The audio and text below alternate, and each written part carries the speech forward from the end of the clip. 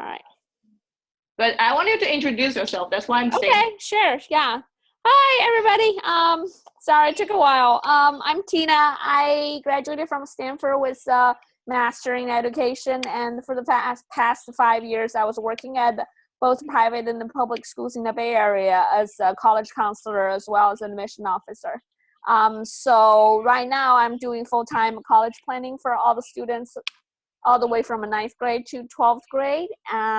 So if you have any questions about the college counseling planning, and I'll be the person to ask. Actually, yesterday I just heard I have a student got into the early decision at the Penn in the Wharton Business School. So it's the first good news of the year, and there will be many more to come. So if you need any help with the college counseling, I will be here. So, all right. So can we go to the next slide? Sure. Okay. I can see it on the shared screen though. Is it here? We can see it, yeah. No, I can't see it from here. Doesn't look like it's yeah. I can only see the Google Drive slide.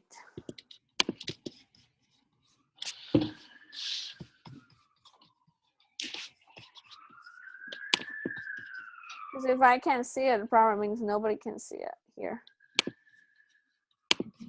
Can you see now? Oh yeah. Okay, great. Okay, so basically today I'm going to talk a little bit about like why we need to start early with college admission planning. Because it's never too early. A lot of my students start planning for college admission when they were in middle school, and most of them started with at least 9th or 10th grade. If you haven't thought about which college you're going to and what you want to do in the future to your 12th grade and ready to go, it's probably already a little too late, because nowadays most of universities start looking at student profiles since 9th grade. And for University of California, they start looking at all your grades, activities, and everything from 10th grade. So for many students, I would say usually you should start thinking about are you going to plan for your college starting from a 9th grade. The moment you enter high school, your college admission planning already started. All right, next slide. Okay, so as I said, 4 years of high school goes by really fast. So we want to start as early as possible. For 9th graders, a lot of times private schools do look at your grade from 9th grade, but University of California start looking at your academic performance from 10th grade. So for 9th grade, my advice for most of students is that you really want to keep a good grade, and then start participating in a lot of the activities and have a personal interest. Find something that you really want to do. And then in 10th grade, you want to get really into the academics. So for 10th grade, you start taking the honor classes and actively participate in clubs and sports. Ideally, by now, you already be in the club and sports for at least 1 year, so you could start developing from that point. And then at the same time, 10th grade is actually a good time to start do a little prep for the SAT and ACT, because the goal for every student is that by 11th grade, you want to be able to have a good ACT and SAT score, because you don't want your 12th grader and then you're applying for college, you're writing all the essays during the first semester of your 12th grade, and you're still working on your SAT. That's the worst case scenario. So for most of my students, I push them to get a SAT or ACT score by the end of 11th grade. So for your first semester in the 12th grade, you have plenty of time to work on your college application.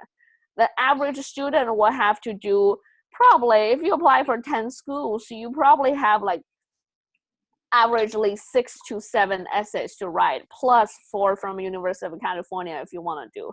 So my students are working usually around 10 essays during 3 months period of time for their first semester of 12th grade. So you really don't want to spare any more time test prep and still working on your SAT. That's why we do suggest students to start early, starting with 10th grade. And then 11th grade is the time that you actually take the test and get all your scores. You start taking more AP classes, and then also you should have more honor classes by then. Some of my students will do their SATs during the first semester and then do the subject test during the second semester. You're also going to have the AP exams. At the same time, you want to have a leadership in at least one clubs or sports. So some students become the varsity volleyball team. Some student will become the president of the key club or interact club.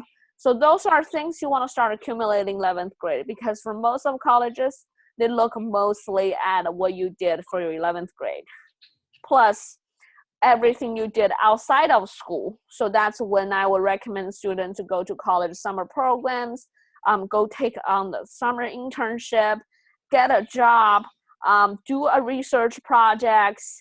And those are kind of things you want to do to add on to your application to make you look like a well-rounded student with strong academic abilities. So once you enter the 12th grade, you'll actually start having more AP classes. So most of my 12th graders, if you want to go to a good school like Penn or Stanford or Cornell, you want to have at least 3 to 4 AP classes in your 12th grade schedule. And your GPA must be high. You also are developing your personal projects. Some of my students are doing a design on the robots. Some students are making their own website. I have students publishing books in their senior year, do an art exhibition. So those are your personal stuff going on in your 12th grade that will really make you different and stand out from other applicants. Of course, the most important thing, if you're very strong academically, this is the time you go to Math Olympiad, go to Science Olympiad, go participate in the national debate competition, and win titles as a senior. And that's something that college really love to see on your application to prove them. Great, you are a strong candidate. And of course, by then you should already have a high scoring SAT or ACT. For students who want to apply for very competitive competitive colleges, I would say 2 to 3 subject tests in SAT as well. So this is just to give us a basic timeline and also an average look on what schools are looking for nowadays academically. Like I said before, we do a lot of activities, but academics are always the most important thing. Sometimes I will give the example to parents that to say if a student want to get into an Ivy League school, the school will look at mostly probably 60-70% of the academics performance, and only 30% will be on the activities. So this is a form based on all my students' experience and a lot of general data on what kind of academic performance we're looking for. So for the GPA, part, we're talking about the unweighted GPA here, not the weighted one with all the booster from AP and honors class. But you could basically tell for the top 20 schools, such as Harvard, Yale, Duke, Northwestern, that kind of a tier of school. We do want a student to have an almost perfect GPA, which means you probably don't want to have more than 2 or 3 Bs on your transcript from 4 years of high school. It is very, very competitive. So, and for SAT, ACT, you do want to have that kind of almost perfect score as well. APs and honors accumulated for 2 to 3 years, you want to have at least 10. And for activities, also we want to have 2,500 hours. That basically average to be about, let's say, 20 to 30 hours per week. So you have to do activity every single day. And that includes all the volunteer sports, time you spend on your personal projects. Because in the end, when you fill out the application, the college will look at how many hours you've done every single week spent on individual activities. So if that's your to go to a school like top Ivies, that's the kind of bottom line you want to set for yourself. So for example, the student who I have this year who just got into Penn for early decision, she has a 3.98 unweighted GPA. She has 1 B, throughout her entire high school career. She has a 35 out of 36 on ACT. She's taking 11 AP and honor classes, and she has over 4,000 hours of activities because she does an internship every single summer for 40 hours a week. So that's the kind of student will get accepted by Wharton. And then if you need any guidelines on that, my other student who got into Brown, got into Cornell's, pretty much have very similar academic profile. They might do different kind of activities, they have different personalities, but if you look at their academics, it's almost nearly perfect. That's the kind of student Ivy League schools are looking for. But of course, not everybody can get into an Ivy League. So if your goal is a school like UC Berkeley or UCLA, you still want to make sure you have a really good academic performance at the same time. That's why when I do college planning with students, my first question is always, how is your grade? How are you doing at a school? How's your ACT and SAT prep? How many APs are you taking? And then I will go down to like what kind of activities you're doing. So let's keep in mind that academics always goes first whenever we do a college planning. So, all right, we'll go to the next slide. Great. All right. So here, I want to talk a little bit about the test scores. So for the test scores, basically, college are considering all kinds of tests. And everybody knows there's SAT, there's ACT, and then there's the SAT subject test. And then there's AP exams, and then there's IB exams. I will categorize them into different parts. So SAT and ACT are, a lot of times are interchangeable. Every single university in the United States accept both scores. They also come with essays, and some schools would say, if you take ACT, you don't need to do subject tests, but if you take SAT, you need to take a subject test. So that would depend on the school's requirements. But most of my students would take either SAT or ACT. It's pretty much, for the school's admission perspective, they're the same. And I know later, Miss Liu is going to talk about, Dr. Liu is going to talk about the difference between the two exams. So I will go down to talk about the SAT subject test. For students who are doing very well at school, I usually would suggest you take 2 to 3 subject tests. I have students took 5 subject tests, which is still fine. Certain universities like Georgetown, they will recommend the student take 2 subject tests. Cornell usually recommends 3 subject tests. If you're a student on the science track, let's say the STEM, the science, technology, you want to do computer science and all of those, you would definitely want to take the SAT subject math too. And then you want to do at least 1 more science, physics, chemistry, or biology. If you're a student going to like political science or literature, you probably want to do a subject test on the English literature or American or the US history. So that's the kind of general suggestion. But if you're not even doing very well in the SAT or ACT, then I would say focus on your SAT and ACT, because none of the schools require a subject test unless it's for a specific major, like engineering major. Sometimes they do, like MIT, they require math too if you're going for the engineering. But for most of students, the most important test is, of course, the SAT or ACT. And then for students who are achieving really well, doing very well in school, I would say you should definitely go take the AP exams. My suggestion is always that if you take the AP class, take the AP exams. But if you don't prepare well, you probably want to wait till you prepared and then pass the AP exams. Because we know the passing score on AP exam is 3. So if you get a 1 or 2, it's basically useless. You don't want to get a 1 or 2 on the AP exam. So you want to wait till you prepared well, you did the class, and then you go take the test. You want to get at least a 4, ideally a 5 for really high achieving students. IB exams is only available to schools who provide IB classes. Usually we consider the IB classes as AP credits, or even if it doesn't transfer as AP credits, but it does when the school look at it, it has the same value. So if your school offer IB classes, I know a lot of schools in the Bay Area, they will do both AP and IB. If AP is a little more challenging for you, you want to change a different style, you could do an IB high level class and then take the IB exam, which we're basically seeing as the same thing as AP exam from a lot of schools' perspective. Some schools even give out the IB diploma, which is a very, very valuable thing to have. So if you could get an IB diploma, I would say definitely go for it. So those are some general tests that we could do. All right, we go to the next slide.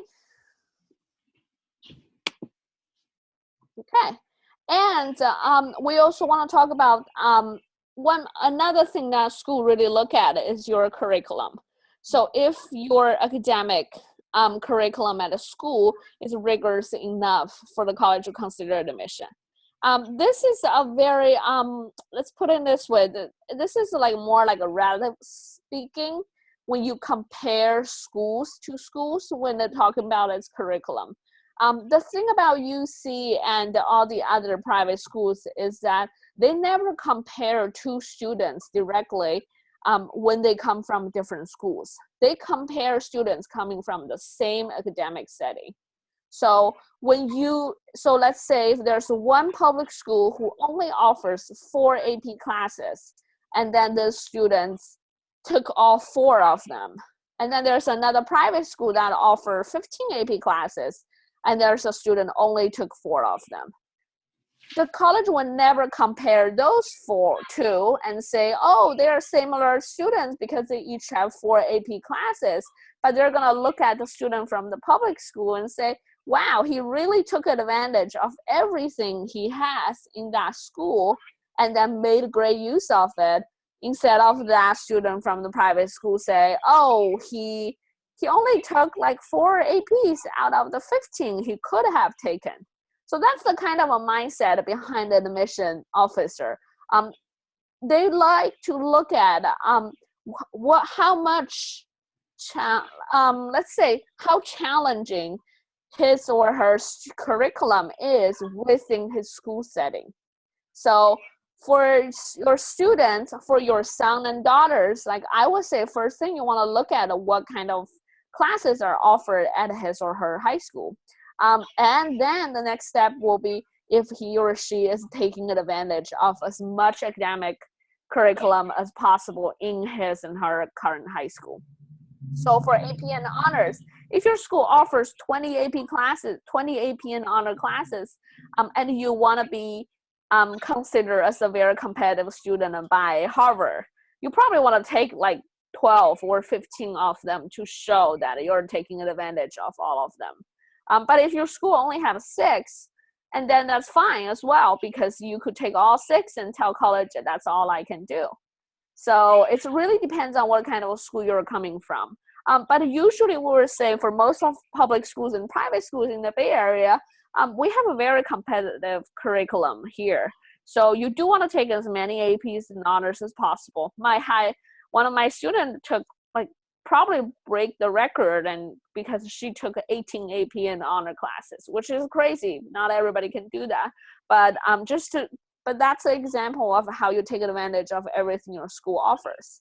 At the same time, I know a lot of private schools will do research projects for all of their seniors. So as a senior student, you would say, hey, I want to research on the agriculture. I want to research on the environment. And if you could do a project like that, it means you took advantage of your school resource.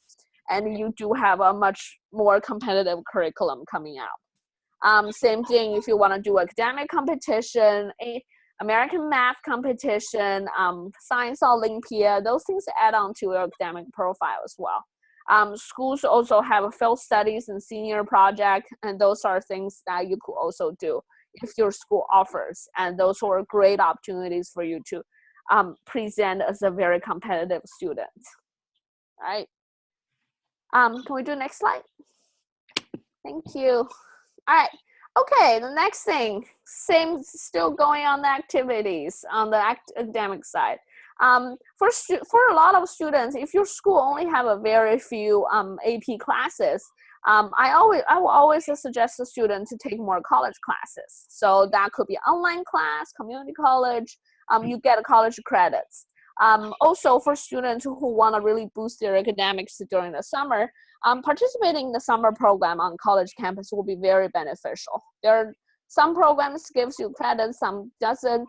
But as long as it's a good program, it will always be really good. Right now, I'm helping a lot of my students choosing a summer program to go to, and it does take it does take a lot more time to do the research and to do the application. But for most of students, they will have a great experience doing that. At the same time, I always want students to do more academic activities, such as debate, robotics, DECA, destination imagination. Those are some really famous competitions. If your school has a team to go to any of them, and you're qualified to join them, I would say definitely go for it. Last year, I have a student that got accepted to Johns Hopkins and Duke and all those great schools because she was on the team for the Destination Imagination, and they won one of the national championships in their division.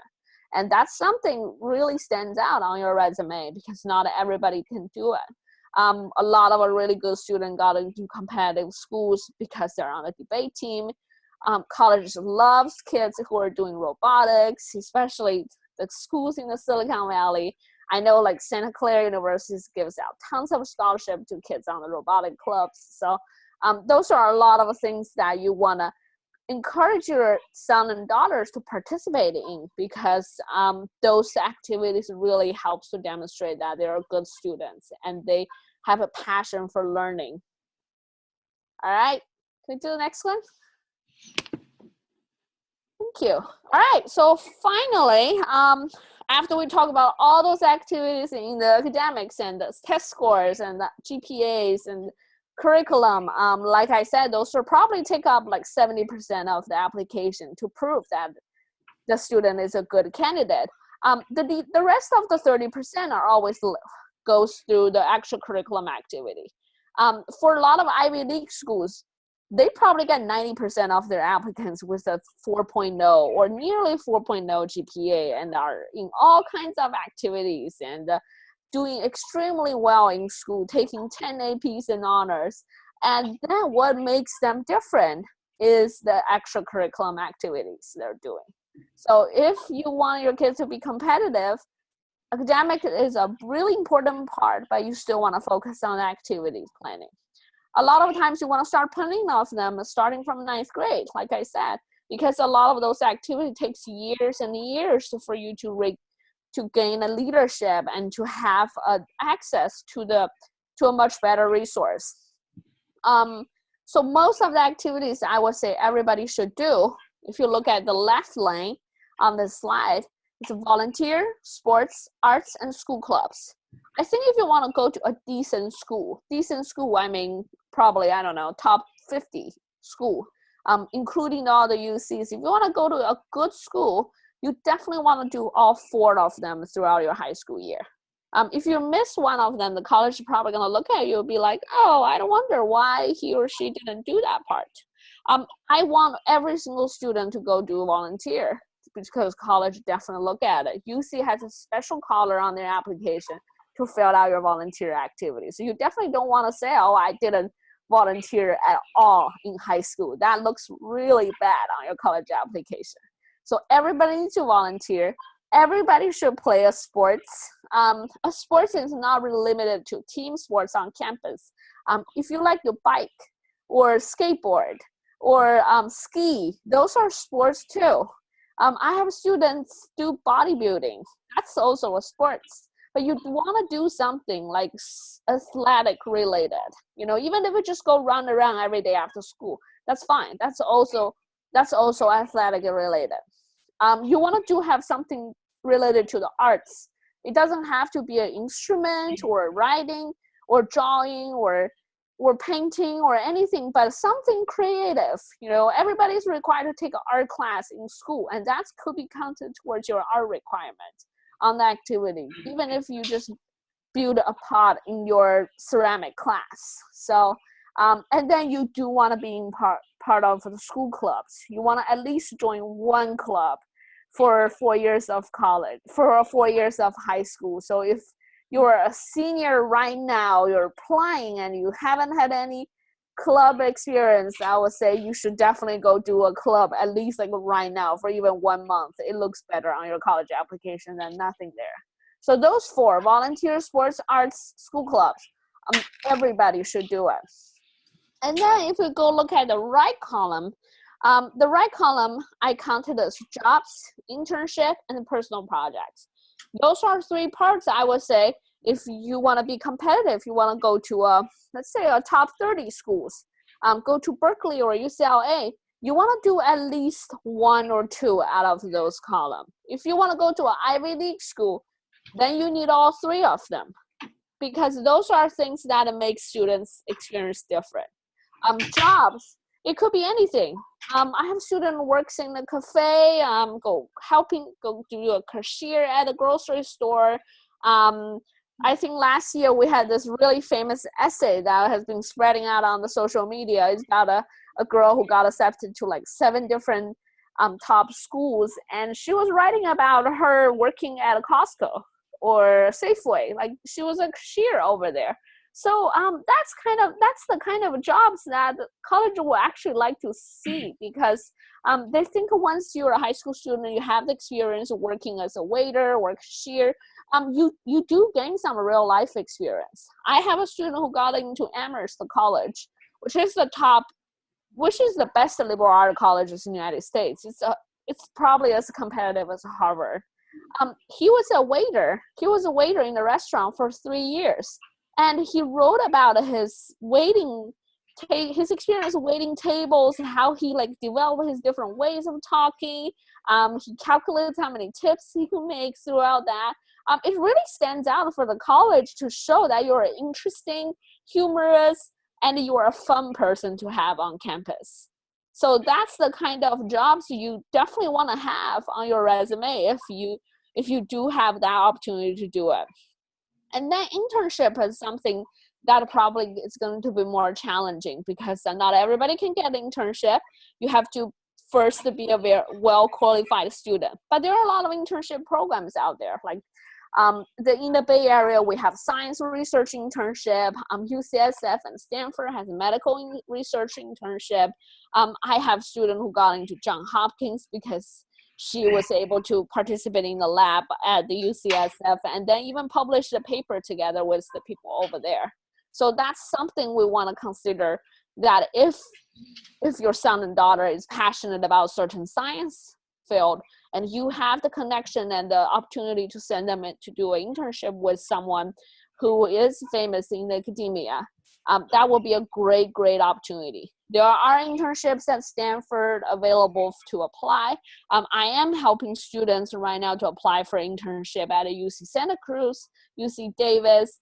Those schools all offer opportunities for high school students that if you're competitive enough, they're going to take you in their labs. And then the last thing is a personal project. For the personal project, students can do it on their own. A lot of times it's probably for students who do not have access to certain type of programs. But if you say, hey, I have something I'm really interested in on my own, I can do a personal project.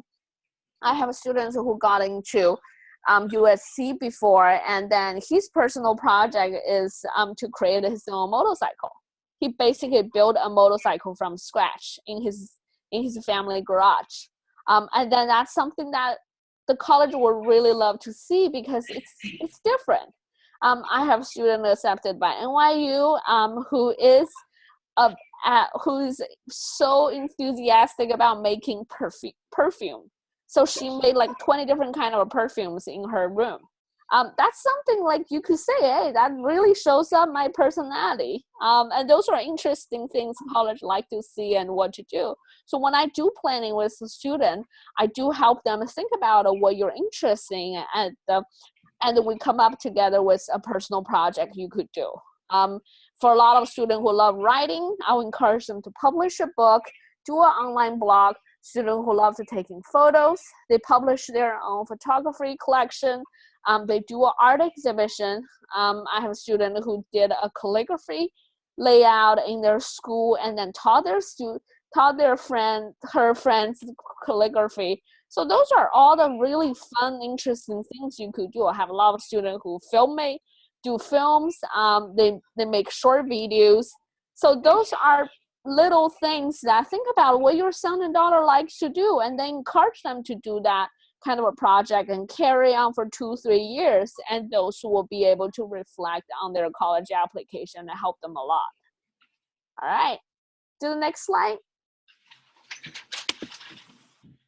Okay, all right, guess that's all the part I will share with everybody, and hopefully everyone will get a good sense of what colleges are looking for. And like I said, academics is always the most important part. So hopefully you work hard on your school grades and work hard on the test scores. All right.